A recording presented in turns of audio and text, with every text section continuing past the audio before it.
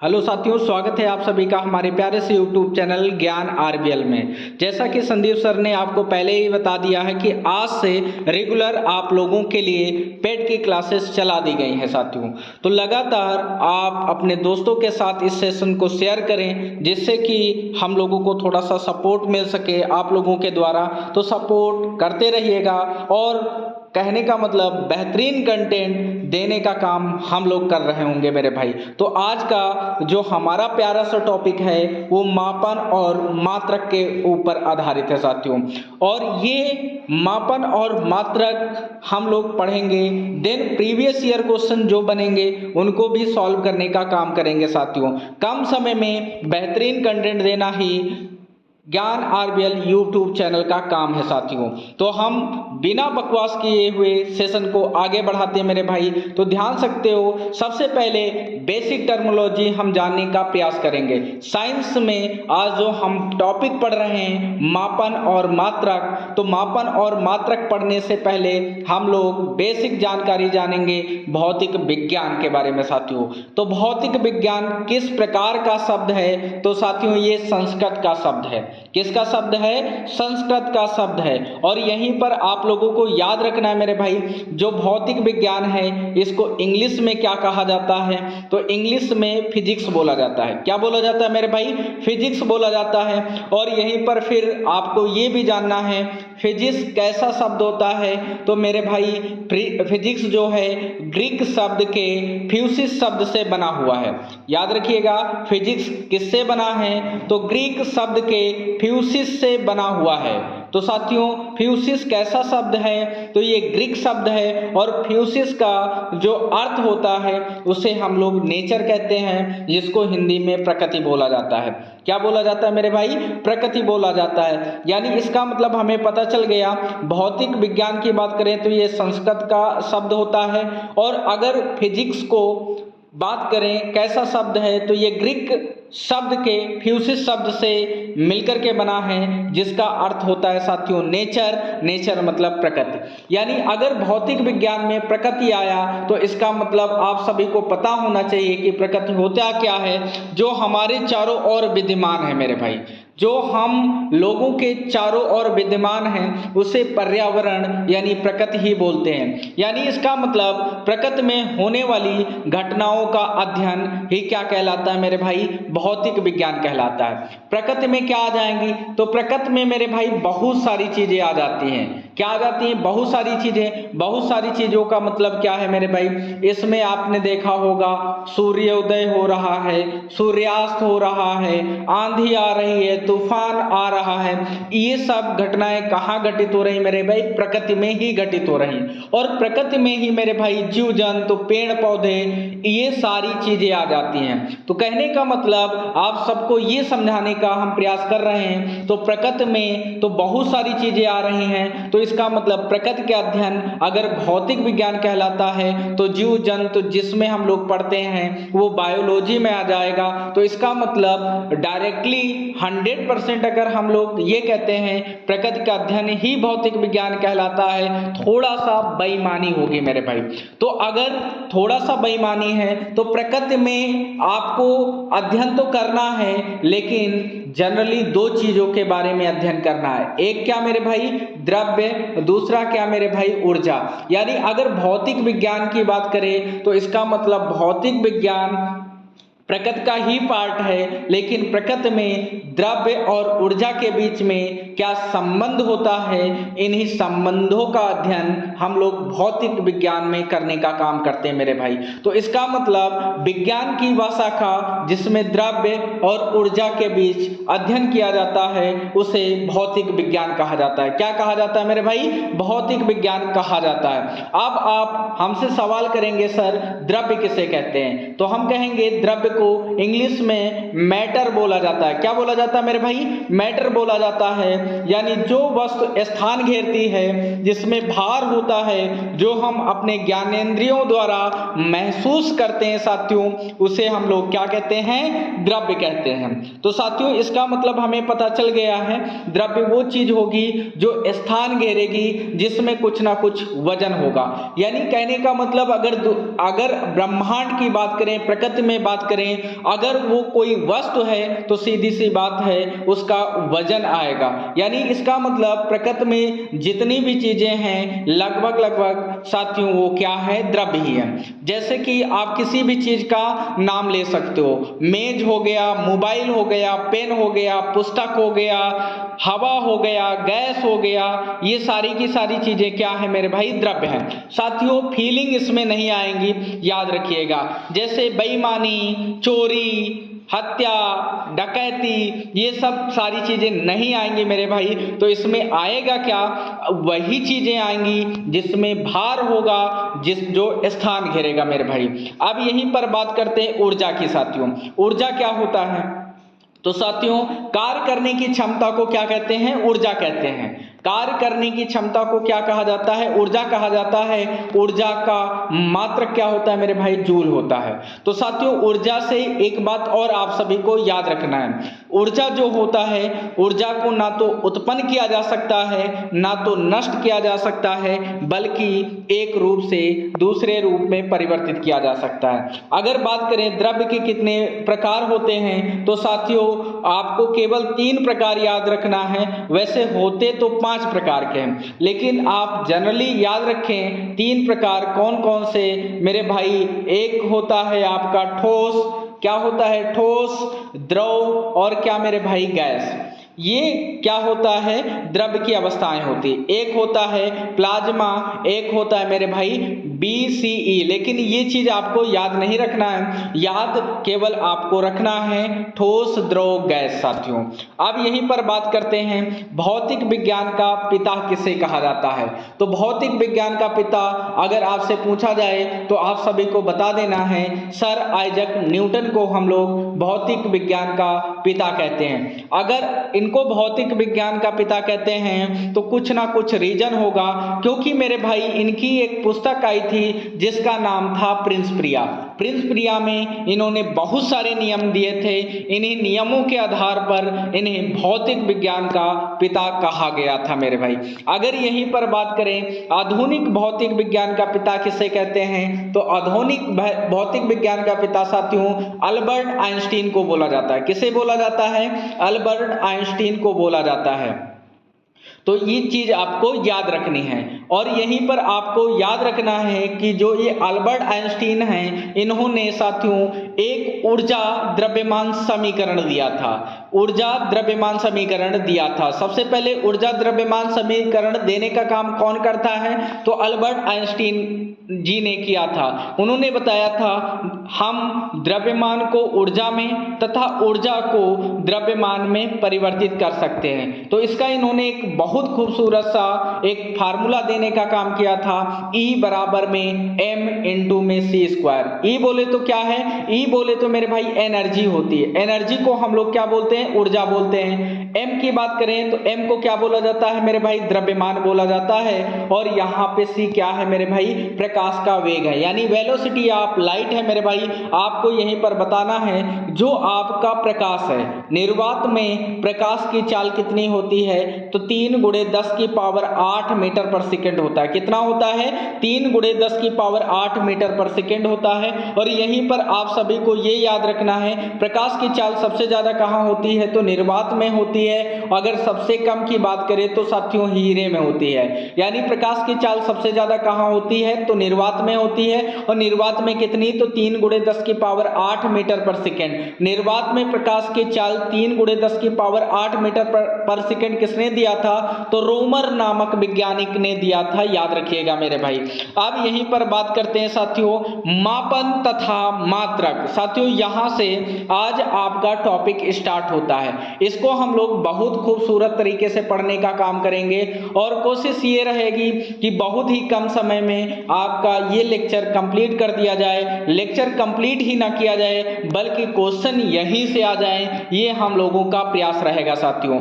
बहुत ही विज्ञान में साथियों सबसे पहले टॉपिक की जो बात करेंगे मापन तथा मात्रक। तो भौतिक राशियां, वेग, गुणधर्म, ध्यान से समझना। जैसे आपसे कोई पूछता है कि भौतिक राशियां किसे कहते हैं, तो आप याद रखिएगा भौतिक राशियां वे होती हैं जिनका मापन संभव है, यानी जिनका मापन संभव है वो क्या होते हैं मेरे भाई, भौतिक राशियां होती हैं। यानी किसी न किसी गुणधर्म के आधार पर हम उसको मापेंगे मेरे भाई, यानी इसका मतलब जिसका मापन संभव है तो सीधी सी बात है वो एक भौतिक राशि होगी साथी। अब यहीं पर बात करते हैं भौतिक राशियों के प्रकार की बात करते हैं। तो साथियों भौतिक राशियों के प्रकार की बात करें तो इनको दो तरीकों में बांटा गया है। पहला क्या है, निर्भरता के आधार पर, दूसरा क्या है मेरे भाई, दिशात्मक आधार पर। अगर बात करें निर्भरता के आधार पर ये कितने प्रकार की होती हैं, तो ये 3 प्रकार की होती। कितने प्रकार की, 3 प्रकार की। कौन कौन सी, एक तो होता है मेरे भाई मूल राशि, दूसरा होता है व्युत्पन्न राशि, तीसरा होता है पूरक राशियां। तो साथियों मूल राशियां क्या होती हैं, तो ये जो मूल राशियां होती हैं ये स्वतंत्र राशियां होती हैं। यानी अगर बात करें भौतिक विज्ञान, तो भौतिक विज्ञान जितना भी भौतिक विज्ञान है इन्हीं मूल राशियों की सहायता से ही बनाई गई होंगी। यानी ब्रह्मांड की बात कर लो मेरे भाई, ब्रह्मांड की बात कर लो, ब्रह्मांड में जितनी भी राशियां बनी हुई होंगी वो मूल राशियों से मिलकर के ही बनी हुई होंगी, इतना याद रखना मेरे भाई। अगर व्युत्पन्न राशियां की बात करें तो मूल राशियों की सहायता से कौन सी राशियां बनाई जाती हैं, व्युत्पन्न राशियां बनाई जाती है साथियों। ये स्वतंत्र राशियां नहीं होती हैं। अगर पूरक राशियों की बात करें तो पूरक राशियां 2 प्रकार की होती हैं, एक होता है साथियों समतल कोण, एक होता है घन कोण। अभी हम ये ओवरव्यू दे रहे हैं, अभी आगे चल करके हम लोग बहुत अच्छे ढंग से इसको पढ़ने का काम करेंगे। अगर बात करें दिशात्मक आधार पर, तो दिशात्मक आधार पर ये 2 तरह की होती हैं। पहला क्या होता है सदिश राशियां, दूसरा क्या है अदिश राशियां। सदिश राशियां क्या होती हैं, वे भौतिक राशियां जिसमें दिशा तथा परिमाण दोनों की आवश्यकता हो उन्हें सदिश राशियां बोला जाता है। अदिश राशियां क्या होती हैं, वे भौतिक राशियां जिसमें केवल परिमाण की आवश्यकता हो, दिशा की नहीं, अदिश राशियां होती है। आप हमसे बोलेंगे कि ये जो परिमाण होता है वो होता क्या है मेरे भाई। परिमाण का मतलब होता है गिनती, कांस्टेंट। कांस्टेंट का मतलब कैसे, यानी इसका मतलब ऐसे समझे आप, जैसे आप मार्केट गए, मार्केट में आपको वेजिटेबल लेना है, सब्जी लेना है। जैसे आप लेते हो 1 किलो, मान लो टमाटर लेना है आपको, 1 किलो टमाटर लेना है मेरे भाई, इसका मतलब 1 केजी आप बोलोगे। यानी ये जो केजी आएगा वर्ड, जो लिखा हुआ केजी है, ये तो आपका मात्रक होगा, यानी जो संख्या में लिखा हुआ होगा ये किसको शो करेगा मेरे भाई, परिमाण को शो करेगा। परिमाण को इंग्लिश में मैग्नीट्यूड बोला जाता है। क्या बोला जाता है, मैग्नीट्यूड बोला जाता है। यानी जो संख्याओं में चीजें लिखी होंगी मेरे भाई वो क्या होंगी, जल्दी से बता दो, वो होंगी परिमाण को दिखाएंगे। किसको दिखाएंगी, परिमाण को दिखाएंगी। अब यहीं पर बात करते साथियों निर्भरता के आधार पर। निर्भरता के आधार पर हम लोग डिटेल से चीजों को पढ़ने वाले हैं। तो निर्भरता के आधार पर जो पहली राशि है वो हमारी मूल राशियां हैं। क्या हैं, मूल राशियां। जैसे कि हमने आपको बताया था ये स्वतंत्र राशियां होती हैं, अर्थात इनको हम लोग किसी अन्य राशियों की सहायता से नहीं बनाते, बल्कि इनका अस्तित्व खुद होता है साथियों। अगर बात करें दूसरे पॉइंट की, तो इनमें संपूर्ण भौतिक विज्ञान समाहित है। इसमें संपूर्ण भौतिक विज्ञान समाहित का मतलब क्या है, हमने आप सभी को बताया भौतिक विज्ञान के जितने भी मात्रक आएंगे ना वो किससे मिलकर के बने होंगे, तो वो साथियों मूल राशियों की सहायता से ही मिलकर के बनाई होंगी। तो अब ये मूल मात्रक क्या होते हैं, जैसे हमने बार बार आपसे कहा मूल मात्रक, मूल मात्रक, तो मूल राशियों के मात्रक को ही हम लोग मूल मात्रक बोलते हैं। और मूल राशियां जो होंगी उनका सीधी सी बात है मापन होगा, और मापन का जो आधार होगा वो आपका मात्रक कहलाता है।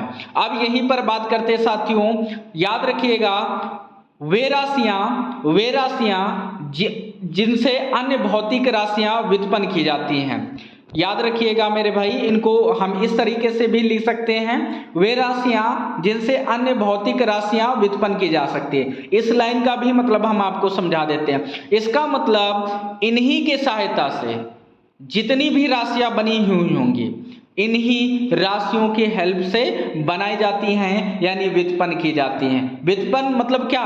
बनाने से है साथियों, ऐसा आप लोगों को याद रखना है। अगर यहाँ पे बात करें मूल राशियों की संख्या कितनी है, तो मूल राशियों की संख्या है कितनी मेरे भाई? 7। मूल राशियों की संख्या कितनी है? 7। वो सातों के सातों हम आपको बता देते हैं। लंबाई, द्रव्यमान, समय, विद्युत धारा, तापमान, पदार्थ की मात्रा, ज्योति तीव्रता, ये 7 आपकी क्या होती हैं? मूल राशियां होती हैं। अगर यहीं पर बात करें इनके मात्रकों की, तो लंबाई का मात्रक क्या होता है? मीटर। यानी लंबाई को हम लोग किससे नापते हैं? तो भौतिक विज्ञान में मीटर से मापने का काम कर रहे होंगे। द्रव्यमान को किससे नापते हैं? तो किलोग्राम से। समय को किससे नापते हैं? तो सेकंड से। विद्युत धारा को एम्पियर से, यानी विद्युत धारा का मापन किससे संभव है? तो एम्पियर से, यानी विद्युत धारा का मात्रक क्या है? एम्पियर है। अगर बात करें तापमान, तापमान का मात्रक केल्विन होता है। पदार्थ की मात्रा की बात करें तो इसका मात्रक मोल होता है। ज्योति तीव्रता की बात करें तो इसका मात्रक कैंडिला होता है। क्या होता है? कैंडिला होता है। तो साथियों इसके लिए ट्रिक भी लिखी हुई है, हालांकि आप लोग विदाउट ट्रिक के भी चीजों को समझने का प्रयास करेंगे साथियों। अब यहीं पर बात करते हैं व्युत्पन्न राशियों की। किसकी बात करते हैं? व्युत्पन्न राशियों की। तो व्युत्पन्न राशियां क्या होती हैं? तो इसका मतलब हमने ये बताया कि मूल राशियों से ही सारी राशियों को प्राप्त किया जाता है। तो यहाँ पर आप देख सकते हैं वे राशियां जो मूल राशियों की सहायता से प्राप्त होती हैं, उन्हें हम लोग व्युत्पन्न राशियां कहते हैं। यानी व्युत्पन्न राशियां किनसे बनी होंगी? तो सीधी सी बात है, मूल राशियों से ही मिलकर के बनी हुई होंगी। जैसे कि बात करते हैं साथियों यहाँ पर क्षेत्रफल की। तो क्षेत्रफल साथियों भौतिक विज्ञान में हमेशा आयत का लिया जाता है। किसका लिया जाता है? आयत का लिया जाता है। तो आयत में क्या होता है मेरे भाई?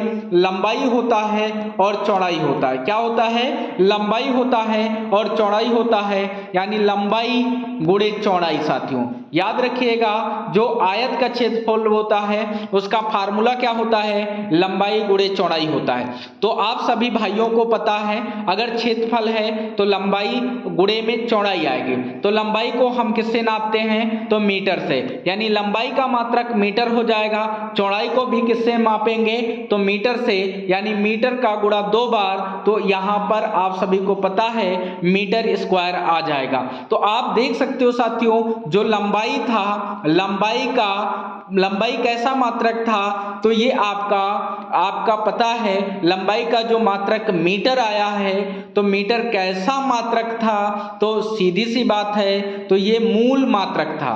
मूल मात्रक था और मूल मात्रक से देखो यहाँ पर लंबाई चौड़ाई भी एक तरीके का क्या होता है मेरे भाई? लंबाई ही होता है। तो इसका मतलब ये क्या थे आपके? लंबाई मूल राशि थी, मूल राशि का मात्रक मीटर था, चौड़ाई भी एक तरीके की लंबाई होती है, तो इसका भी साथियों मात्रक मीटर आ गया। तो ये किसके हेल्प से बन रहे हैं आप लोग देखें तो अभी हमने थोड़ी देर पहले आपको बताया था ना, देख सकते हो मेरे भाई लंबाई का मतलब क्या होता है? मीटर होता है। तो इसका मतलब अगर हम लोग क्षेत्रफल की बात कर रहे हैं तो क्षेत्रफल में लंबाई चौड़ाई है तो मीटर गुणे मीटर, तो क्या बन रहा है? मीटर स्क्वायर बन रहा है। तो यानी इसका मतलब ये मूल राशियों की सहायता से ही हम लोग निकाल पा रहे हैं। अब यहां पर बात करते हैं आयतन में। जब भी किसी भी चीज की आयतन की बात करोगे तो उसमें जनरली 3 चीजें होती है, लंबाई होता है, चौड़ाई होता है और ऊंचाई होता है। लंबाई को किससे? मीटर से नापते हैं, चौड़ाई को भी मीटर से, ऊंचाई को भी मीटर से, 3 टाइम्स से है। तो इस तरीके से मीटर क्यूब ये भी किससे बना मेरे भाई? तो ये मूल राशियों के मात्रक से ही बना हुआ है, इसीलिए इसे हम व्युत्पन्न मात्रक बोलेंगे। अब बात करते हैं घनत्व की। तो घनत्व का फार्मूला क्या होता है? द्रव्यमान अपान आयतन। क्या होता है? द्रव्यमान अपान आयतन। तो द्रव्यमान को हम किससे नापते हैं? किलोग्राम से। आयतन को किससे नापते हैं? मीटर क्यूब से। से, जैसे कि अभी हम लोगों ने पढ़ लिया। तो इसका मात्रक क्या बन जाएगा, घनत्व का किलोग्राम पर मीटर क्यूब बन जाएगा मेरे भाई। तो घनत्व का मात्रक किलोग्राम पर मीटर क्यूब, ये आपका आंसर हो जाएगा। अब यहीं पर बात करते हैं पूरक राशियों की। तो पूरक राशियां दो प्रकार की होती है साथियों, एक होता है समतल कोण, एक होता है घन कोण। समतल कोण का मात्रक रेडियन होता है और घन कोण का मात्रक साथियों स्टेरेडियन होता है। ये आप सभी को याद रखना है। अब बात करते हैं साथियों दिशात्मक आधार पर। किस आधार पर, दिशात्मक आधार पर हम चीजों की बात करेंगे साथियों।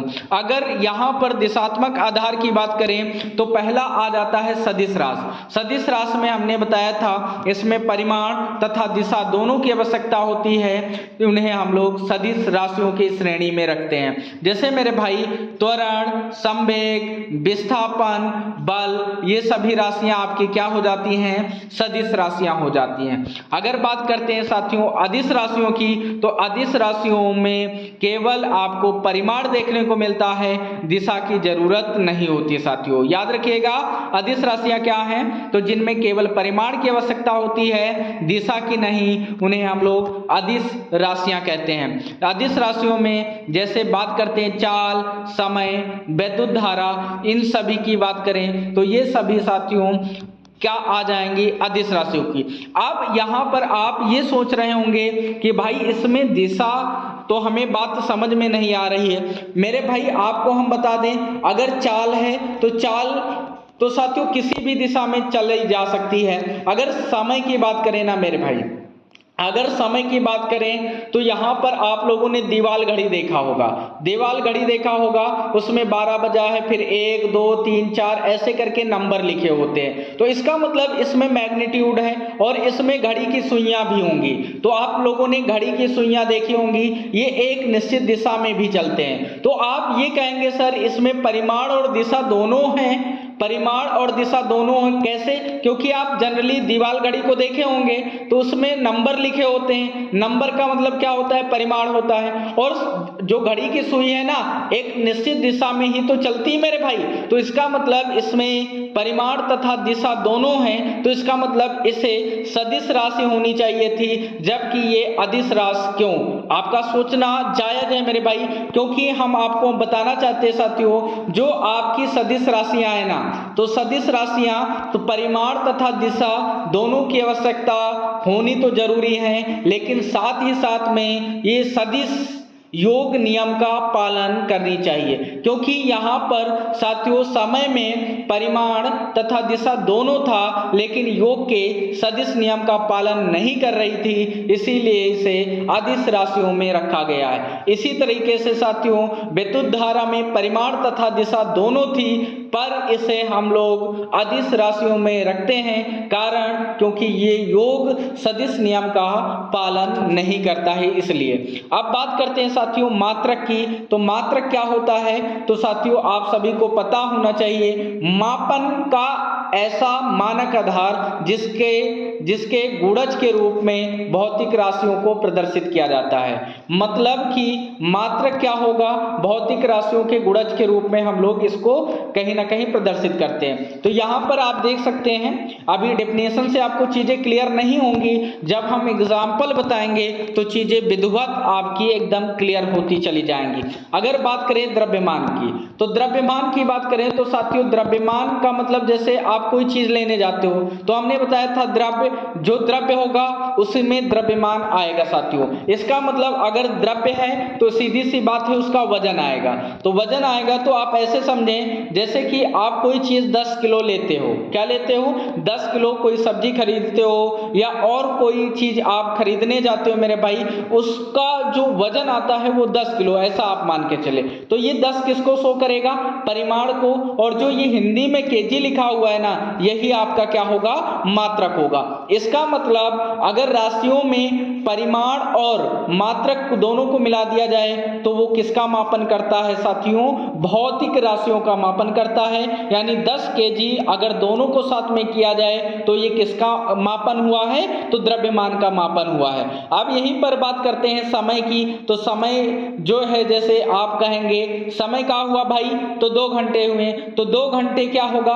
2 क्या होगा? आपका परिमाण होगा, घंटे क्या हो जाएगा मेरे भाई? मात्रक हो जाएगा। आई होप कि आप लोगों को चीजें विधिवत क्लियर हो गई होंगी। अगर बात करें विद्युत धारा की, तो जैसे आप 4 एम्पियर बोलते हो तो 4 आपका परिमाण हो जाएगा और साथियों जो ये एम्पियर है ये मात्रक हो जाएगा। अगर दोनों की बात करें तो ये भौतिक राशियों के मापन को शो करेगा। यानी 4 एम्पियर तो ये विद्युत धारा का मापन हो गया साथियों। ऐसा आप लोगों को याद रखना है। अगर बात करते हैं, यहीं पर बात कर लेते हैं साथियों मात्रक पद्धतियों की। किसकी? मात्रक पद्धतियों की बात करते हैं। तो मात्रक पद्धतियों में सबसे पहले नाम आता है MKS, फिर आता है CGS, क्या आता है CGS, फिर FPS और एक होता है मेरे भाई SI पद्धति। क्या होता है?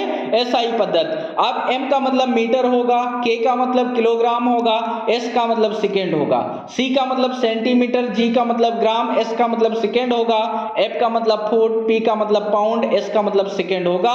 और SI मात्रक में क्या आएंगे? उन सभी मुद्दों पर हम लोग बात करने का काम करेंगे।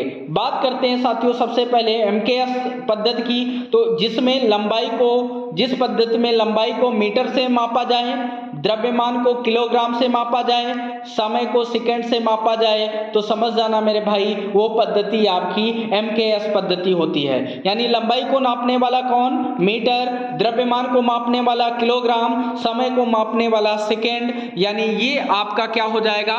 MKS पद्धति हो जाएगा। अगर बात करते हैं साथियों CGS पद्धति की, तो CGS पद्धति में आप लोगों को याद रखना है C का मतलब सेंटीमीटर, G का मतलब ग्राम, S का मतलब होता है सेकेंड। यानी जिसमें लंबाई को सेंटीमीटर में मापा जाए, द्रव्यमान को ग्राम में मापा जाए, समय को सेकेंड में मापा जाए, तो समझ जाना वो क्या होता है? CGS पद्धति होता है। CGS पद्धति का अन्य नाम क्या है? फ्रेंच या मीट्रिक पद्धति भी बोला जाता है मेरे भाई। यानी फ्रेंच या मीट्रिक पद्धति किसे कहते हैं? तो CGS पद्धति को ही हम लोग बोलते हैं। अगर यहीं पर बात करें FPS पद्धति की, तो F मतलब होगा फुट, P का मतलब होगा पाउंड, S का मतलब होगा सेकेंड। यानी जिसमें हम लोग लंबाई को फुट में मापें, द्रव्यमान को पाउंड में मापें, समय को सेकेंड में मापें, समझ जाना वो आपका FPS पद्धति होगा। क्या होगा? FPS पद्धति होगा। इसे ब्रिटिश पद्धति भी कहा जाता है। क्या कहा जाता है? ब्रिटिश पद्धति भी बोला जाता है मेरे भाई। अब यहीं पर बात करते हैं साथियों SI पद्धति की। किसकी? SI पद्धति की बात करते हैं मेरे भाई। SI पद्धति में हम चीजों को जानने का प्रयास करेंगे, क्या क्या सारी चीजें आती है। तो इसमें 7 मूल राशियां आएंगी, साथ में ही पूरक राशियों को भी रखा गया है। देखिएगा SI पद्धति में इसे अंतरराष्ट्रीय पद्धति भी कहते हैं। वर्तमान में इसी पद्धति का सर्वाधिक प्रचलन है। तो अगर आपसे ये पूछा जाता है कि वर्तमान में हम लोग किस पद्धति को अपना रहे हैं, तो साथियों SI पद्धति को ही अपना रहे हैं। 1967 में अंतरराष्ट्रीय मापतौल के महाधिवेशन में इस पद्धति को स्वीकारा गया था। अब यहीं पर बात करते साथियों इसमें किसको किसको रखा गया है। तो इसमें साथियों जो आपके 7 मूल राशियां हैं उनको रखा गया है। तो 7 मूल राशियां कैसे कैसी राशियां आएंगी? तो आप लोगों को याद हो गया होगा, लंबाई, द्रव्यमान, समय, विद्युत धारा, तापमान, पदार्थ की मात्रा, ज्योति तीव्रता। लंबाई के मात्रक की बात करें तो मीटर, द्रव्यमान की बात करें तो किलोग्राम, समय का सेकेंड, विद्युत धारा का एम्पियर, तापमान का केल्विन, पदार्थ की मात्रा मोल, ज्योति तीव्रता कैंडेला हो जाएगा मेरे भाई।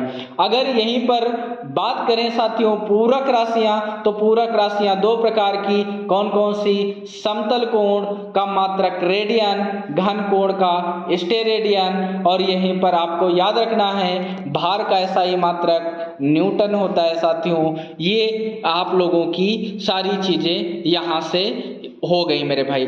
आई होप कि आप लोगों को ये सारी चीजें बहुत अच्छे ढंग से समझ में आई होंगी। तो साथियों आप सभी को, अपने साथियों को तुरंत के तुरंत बता देना है कि ज्ञान आरबीएल यूट्यूब चैनल पर पेड क्लास बिल्कुल फ्री स्टार्ट कर दी गई है। तो आप लोग बिल्कुल सपोर्ट करेंगे, बहुत अच्छे ढंग से सपोर्ट करेंगे। अगर आप लोग सपोर्ट करते रहें तो साथियों इस बार हम लोग बहुत अच्छे कंटेंट के साथ आप लोगों के साथ मतलब डिस्कस कर रहे होंगे। तो मिलते हैं फिर नेक्स्ट क्लास में, तब तक के लिए जय हिंद, जय भारत। और आप लोग फीडबैक जरूर दीजिएगा, क्योंकि साइंस की आज मेरी पहली क्लास थी तो फीडबैक तो बनता है मेरे भाई। ओके, जय हिंद, जय भारत।